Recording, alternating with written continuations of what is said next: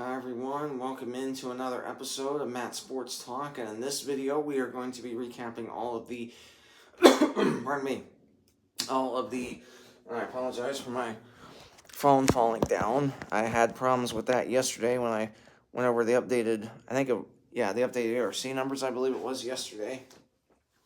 So I apologize for that. So, real quick, if you are brand new to my channel, please hit the subscribe button down below so you're first notified whenever I upload new episodes, and I truly appreciate any feedback that you may provide me.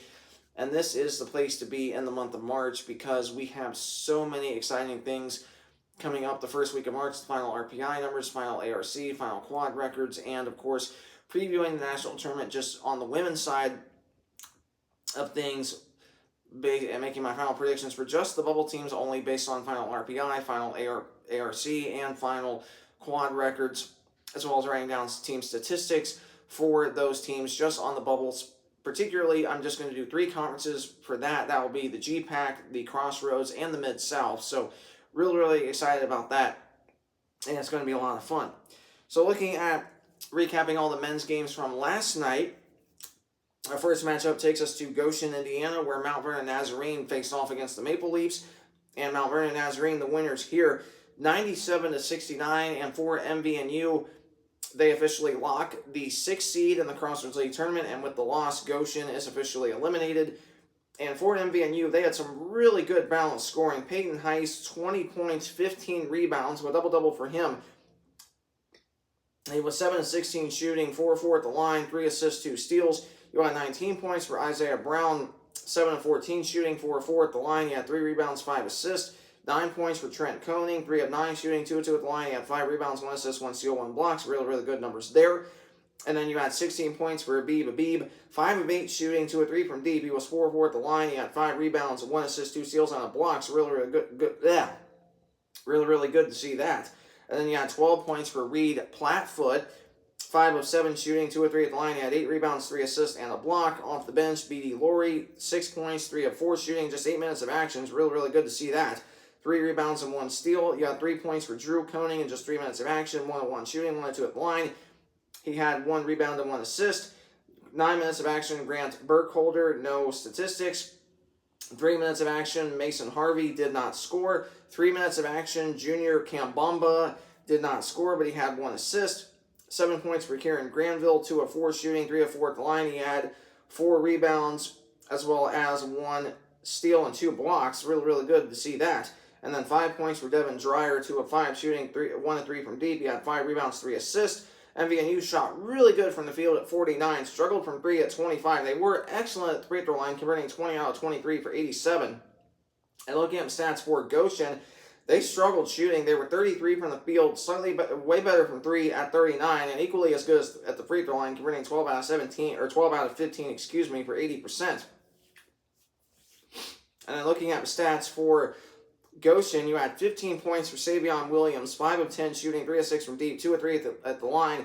He had 8 rebounds, 1 assist, and 3 blocks. Really good to see that. 12 points for Jacob Eiler, 4 of 7 shooting, 4 of 6 from deep. He had 2 rebounds, 1 assist. 19 points for Jacob Carlson, 6 of 14 shooting, 5 of 10 from beyond the arc. 2 of 2 at the line. He had 2 rebounds, 2 assists. 13 points for Marcus Northern, 4 of 12 shooting, 2 of 6 from deep, 3 of 4 at the line with 6 assists, 3 rebounds. And then you got Braden Allen, did not score, but he had 3 rebounds, 2 assists, and 1 steal, though. And then off the bench, Kenny May with 2 points both at the free throw line, 2 rebounds as well. Only 1 point for Deacon Hill. That was at the free throw line. He had 1 rebound, 1 assist, 1 steal. No statistics for Jaraj Minarovec in 5 minutes of action. Caleb Thompson, 5 minutes of action, had a steal. And then you had 2 points for Kevin Koda in 4 minutes of action at the free throw line. And then 1 minute of action, Basilius Petrides, no statistics. 4 minutes of action, Joshua Gentry had a rebound. 1 minute of action, Carson Smith, no statistics. And Cameron Williams with 5 points, 2 of 9 shooting, 1 of 5 from deep. And that was your matchup there. The next matchup takes us to Upland, Indiana, where Taylor hosted Spring Arbor, and Taylor are the winners here, 76-65. And for Taylor, they officially lock no higher than the 5 seed in the Crossroads League tournament, because even if they win on Saturday at Mount Vernon Nazarene and Bethel loses on Saturday to Indiana Wesleyan, Bethel would be ahead of Taylor no matter what, because of the common opponent tiebreaker with upsetting Grace last night, and Taylor got swept by Grace, and I'll get to that Grace and Bethel game here in just a few minutes from last night. And real quick, regarding that Grace and Bethel game, Grace was without their leading scorer, Ian Rouse, so obviously we hope and pray that he's okay. And looking at the stats for the Spring Arbor-Taylor game, again, Taylor's officially locked, no higher than the 5 seed, and their opponent is to be announced. They either will be traveling to Bethel, Huntington. More than likely, they'll either be traveling to Huntington or Bethel in the first round of the league tournament next Wednesday night. So those would be the two opponents Taylor would face next week. And looking at stats for Spring Arbor, you had 19 points for Travis Grayson. Now 10 of the 19 were at the free throw line, though. He struggled shooting at just 4 of 14, but he had 7 rebounds, 3 assists, 2 steals, and 1 block. So really good numbers there. 11 points for Shane Reisky, 4 of 10 shooting, 3 of 6 from deep. He had 2 rebounds. Only 4 points for Aiden Zhang, 2 of the 4 at the charity stripe, though. 4 rebounds, 1 assist, 1 steal for him. 10 points for Brandon Trilly, 4 of 6 shooting, 2 of 2 at the line. He had 4 rebounds, 2 assists, 2 steals. 15 points for Dante Favor. He was 7 of 9 shooting, 1 of 1 from deep. 7 rebounds, 2 assists, 1 steal, and 2 blocks. Really good to see that. And then off the bench, David Cundiff with 2 points, 4 rebounds, 2 assists. 4 minutes of action, Warwick Elder, no statistics. Eli White did not score. Ty Reisky did not score either. And Brandon King, 2 of 3 shooting with 4 points off the bench, 2 rebounds, 1 assist. Spring Arbor shot 43 from the field, so not too terribly bad. They struggled from 3 at 31, and they were excellent at the free throw line, converting 14 out of 16 for 87.5. Meanwhile, for Taylor, they were slightly worse from the field at 41, slightly worse from 3, albeit by not a lot, at 30. And they were worse at the free throw line, but again, albeit by not a lot, 17 out of 23 for 79. And looking at stats for Taylor, you got 21 points leading the way for Isaiah Day, 8 of 15 shooting, 3 of 6 from deep, 2 of 2 at the line. He had 5 rebounds, 1 assist, 2 steals. 16 points for Pete Combs, 7 of 11 shooting, 1 of 3 from deep, 1 of 2 at the line, 5 rebounds, 1 assist, 1 steal. 7 points for Anthony McGee. Now 4 of the 7 were at the free throw line, though. He also had 2 rebounds, 3 assists, 1 steal. 7 points for Carson Gold. Again, 4 of the 7 were at the charity stripe. 5 assists, 1 rebound, and a steal. And then 5 points for Nate Paulberg. 2 rebounds, 1 assist. Off the bench, TJ Davidson, only with 1 point, which was at the free throw line. He had 1 rebound, 1 assist, 1 steal, 1 block. 2 points for Ano Wogar, both at the free throw line. 3 rebounds for him. 4 points for Levin Smith. 2 of 3 at the free throw line. 2 assists, 1 rebound. And then you had Nathan Baker with 13 points and 11 rebounds off the bench. Really good to see that. 5 of 7 shooting, 2 of 4 from deep, with 1 assist, 4 steals, and 1 block. And that was your matchup there. The next matchup takes us to Huntington, Indiana, where number 19 Huntington faced off against St. Francis. And for Spring Arbor, they are officially tied for the 7 and 8 seed with St. Francis. They both play each other on Saturday. So the winner of that game will be the 7 seed. The loser of that game will be the 8 seed, respectively, in the Crossroads League tournament next week. Goshen and Marion obviously eliminated. Again, this is on the men's side, and then, of course, I alluded to Mount Vernon Nazarene officially has locked that number 6 seed in the tournament, and so it will either be St. Francis or Spring Arbor, the 7 and the 8 seed, respectively. St. Francis, though, last night with a huge upset, 62-61 over number 19 Huntington. Huntington only scored 16 points in the second half, so really uncharacteristic of them. And obviously, I alluded to for Huntington, their playoff scenario is interesting because should they win against Marion tomorrow and Indiana Wesleyan win against Bethel, then Huntington would jump up to the number 3 seed. Should Bethel win in that game Saturday against IWU, Bethel would jump up to the 2 seed. Huntington would be the 3 seed, and Indiana Wesleyan would fall all the way down to the 4 seed and host Taylor in the opening round next Wednesday. So again, there is a lot on the line on Saturday, that's for sure. And laying the way for St. Francis, you had 17 points for Mar Avant, 6 of 12 shooting, 5 of 5 at the line. He had 4 rebounds and 1 steal. Only 2 points for Malachi King. He had 4 rebounds and a block. 7 points for Brandon Messenger, 4 of 6 at the line. He had 4 rebounds. Carson Rogers had an excellent game, 17 points, 16 rebounds, a double-double, 2 assists as well. 8 of 22 shooting, 1 of 2 at the line. And then Jordan Fernie getting some starting time, 5 points for him. He had 1 rebound and 1 steal. And then off the bench, Keyshawn McNeil did not score. And then you had 4 points for Javon Lewis, 1 of 1 shooting, 2 of 2 at the line, 2 rebounds, and 1 steal. And then you had 8 points for Joe Reedy with 9 rebounds, 4 of 8 shooting. And then Justin McNelkin, 5 minutes of action with 2 points and 2 rebounds. St. Francis shot 40% from the field, 20 from 3, and they really struggled at the free throw line, converting 12 out of 21 for 57. And for Huntington was worse from the field at 36, slightly better from 3, albeit but not a lot, at 27. And they were equally struggled at the free throw line, converting 11 out of 19 for 57. And leading the way for Huntington was Caden Johnson, 17 points, 14 rebounds, another double-double for him, 8 of 14 shooting. He also had 2 assists, 1 steal, and 1 block. 12 points for Keelan Lassisi, 5 of 10 shooting, 1 of 2 from 3. He had 3 rebounds. Matthew Spears did not score, but he had 3 rebounds and 1 block. 11 points for Jackson Paul. Now 6 of the 11 were at the free throw line, though. He also had 4 rebounds and 7 assists. And Luke LaGrange, 2 minutes of action, did not score. No statistics as well. And then off the bench, Miles Good, 6 points, 3 of 4 at the line, 4 rebounds, 4 assists, 2 steals. 12 points for Cade Brenner, 4 of 8 shooting. All of that was from deep. He also had 3 rebounds. And then Jackson Jones, 2 minutes of action, had a rebound and 3 points for Landon Beagle with 2 rebounds and 1 steal. And that was your matchup there.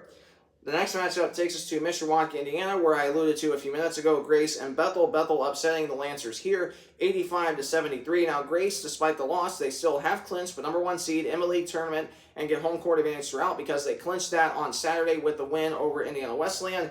And meanwhile, for Bethel, if they will be the 2 seed in the Crossroads League tournament with a win at IWU on Saturday. If not, it depends on what happens with Huntington, and also depends on, actually, for Bethel, they have locked no worse than the 4 seed. So if they lose on Saturday and Huntington wins, Bethel would be the 4 seed and would host Taylor next Wednesday night. If Bethel wins and Huntington wins, then Bethel would be the number 2 seed. Huntington would jump up to the 3 seed, and Indiana Wesleyan would fall to the 4 seed and host Taylor next Wednesday night. Whereas if Indiana Wesleyan wins, they're the 2 seed. And if that happens, Huntington loses and Taylor wins, then Taylor would jump up into, actually, Bethel would still be the 3 seed, Taylor would be the 4, Huntington would fall to the 5 if Taylor beats Mount Vernon Nazarene on the road and if Huntington loses at Marion. So, again, there is a lot on the line Saturday, that's for sure. Now, of course, I mentioned for Grace, they were without Ian Rouse, their leading scorer, but they still had some good balanced scoring. 16 points for Tyler Rouse, 10 rebounds, a double-double for him. He had 6 blocks, 1 steal. It's really, really good numbers there. 6 of 7 shooting, 2 of 2 from deep, 2 of 3 at the line. And then you had 15 points for Gage Sefton, 6 of 13 shooting, 3 of 8 from deep, 6 rebounds, 1 assist, 1 steal, 1 block. 11 points for Hunter Walston, 5 of 9 shooting. He had 6 rebounds, 4 assists, 2 steals. Only 2 points for Michael Wellman, getting some starting minutes. He had 3 assists, 1 rebound. 4 points for Grady Carpenter. He had 7 assists, 2 steals, 3 rebounds. And off the bench, you had Cannon Hauser with 4 points. 2 of those were at the free throw line. He had 1 rebound, 2 assists, 1 steal. 8 points for Gavin Benton, 3 of 8 shooting, 2 of 2 at the line, 4 rebounds, 1 assist. 3 points for Caleb Harold, which was all at the free throw line, 2 rebounds, 1 assist for him. And Luke Bricker with 10 points, 3 of 9 shooting, 2 of 6 from deep, 2 of 2 at the line. And Grace shot 42 from the field, really struggled from 3 at 24. They were decent at the free throw line, converting 12 out of 17 for 70. And for Bethel was way better from the field at 48 and extremely better from 3 at 53. And they were worse at the free throw line, albeit by not a lot, 15 out of 22 for 68. And leading the way for Bethel was Austin Kripe, 18 points, 7 of 14 shooting, 1 of 3 from deep, 3 of 5 at the line. He had 3 rebounds, 3 assists, 4 steals, 1 blocks. Really, really good numbers there. 15 points for Alonis Basilius with 10 rebounds, with a double-double for him. He also had 7 assists, 1 steal, 1 block. And then you also had 11 points for Luke McBride, 4 of 6 shooting, 3 of 4 from deep, 2 rebounds, 3 assists, 2 steals. And then 14 points for Bo Jacque, 7 of 11 shooting, 8 rebounds, 4 assists, and a block. And 9 points for Colin Comer, 2 of 2 at the line, 2 rebounds, 2 assists, 3 steals. Off the bench, Jameer Jefferson only with 2 points. He had 3 rebounds, 1 assist, 1 steal. 13 points for Carter Kent, 4 of 10 shooting, 3 of 5 from deep, 2 of 2 at the line with 2 rebounds. 2 points for Andrew Hedrick with 4 assists, 1 rebound.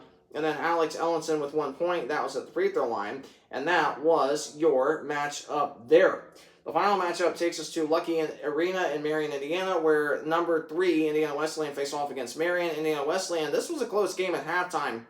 37-32. The Wildcats, though, able to pull away in the end and win 88-68. And for the Wildcats, they remain alive for that number 2 seed with a win on Saturday against Bethel. With a loss, Indiana Wesleyan would either be the 3 or the 4. They're definitely no worse than the 4 because they would hold the tiebreaker over Taylor with sweeping Goshen, and Taylor and Goshen split. So again, that tiebreaker would favor the Wildcats. So the Wildcats are either going to be the 2, 3, or the 4, depending on how the games on Saturday play out.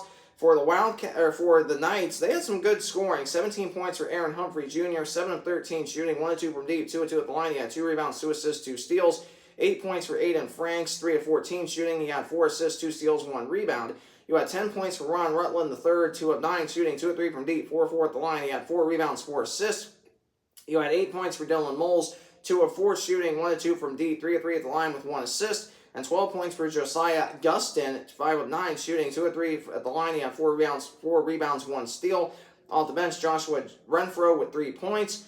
6 points for Luke Carroll, 3 of 6 shooting with 6 rebounds. And then Luke Lindemann, 8 minutes of action, had 2 rebounds, 1 assist. And Blake Russell with 4 points, 2 of 4 shooting with 6 rebounds and 1 block. Marion didn't shoot the ball bad at all. 40 from the field, 41 from 3, and they were really good at the free throw line, converting 11 out of 13 for 84. Meanwhile, for the Wildcats, they were way better from the field at 60, and they were extremely better from 3 at a blistering 60%. And they were decent at the free throw line, converting 10 out of 14 for 71. And leading the way for Indiana Wesleyan was Cademan Bontrager with 19 points, 7 of 10 shooting, 5 of 8 at the line. He had 3 rebounds, 3 assists. 9 points for Jake Smith, 3 of 6 shooting, 2 of 4 from deep, 1 of 2 at the line, 3 rebounds, 2 assists for him. 6 points for Miller McCartney, 2 of 4 shooting, 2 of 3 from deep, 4 rebounds, 2 assists, and a block. 7 points for Isaac Andrews, getting some starting time, 2 of 4 shooting, 1 of 2 from deep, 2 of 2 at the line. He had 5 rebounds, 4 assists, and a block. 12 points for DJ Moore, 5 of 8 shooting, 2 of 3 from deep, 2 rebounds, 5 assists, 2 steals. And off the bench, Matthew Brown, 1 minute of action, had a block. Julius Gizzi, 17 points off the bench, 6 of 10 shooting, 5 of 6 from deep, 1 rebound, 1 assist, 1 steal. Connor Hassan, 1 minute of action, no statistics. Noah Reed, 1 minute of action, had a rebound. And then 10 points for Crew Gibson, 5 of 8 shooting, 9 rebounds, 3 assists, 1 steal. 4 points for Marcus Ankney, 2 of 3 shooting. He had 3 rebounds, 2 assists, and 2 steals as well. And then Cliff Gashumba, in 1 minute of action, had 2 points both at the free throw line. And then 2 points for Kevin Sakis with 2 rebounds. And that was your matchup there. And that concludes recapping all the games from last night. So previewing the games for Saturday, you'll have Spring Arbor at St. Francis. That game will decide who the 7 and 8 seed will be. You'll have Taylor at Mount Vernon Nazarene. Again, Mount Vernon Nazarene cannot get any higher. They're solely the 6 seed. And Taylor is solely the 5 seed. So again, that game does not matter for either team, so to speak. And then you'll have Huntington at Marion. That could be a really important game for Huntington. And then you'll have Goshen at Grace. Again, that game don't matter because Grace has already secured the number 1 seed. And then America's Game of the Week, number 11 Bethel at number 3 Indiana Wesleyan. That is a huge game for both teams. So that is an updated view of that. And looking at the updated standings, Grace, the 1 seed at 14-3, Indiana Wesleyan, the 2 seed, 13-4, Bethel, the 5 seed at 12-5, Huntington and Taylor tied for 4th and 5th at 11-6. Huntington, though, getting that common opponent tiebreaker with beating Grace. Mount Vernon Nazarene is safely the 6th seed at 8-9. Spring Arbor and St. Francis 6-11. Again, the winner of that game will be the 7 seed on Saturday. The loser will be the 8. And then Goshen and Marion both eliminated at 2-15 in league play. So that is an updated view of that. So if you did enjoy this video or if it was very helpful to you, please either like, comment, or subscribe. Any one of those options helps me out greatly, and I truly appreciate any feedback that you may provide me. Excuse me. Pardon me. I apologize for having to sneeze there at the end of the video. But as I started to say, please either like, comment, or subscribe if you found this video very helpful and or informative. I truly appreciate any feedback that you may provide me. Thanks so much for tuning into this video, and I will see you momentarily with recapping the women's video. God bless.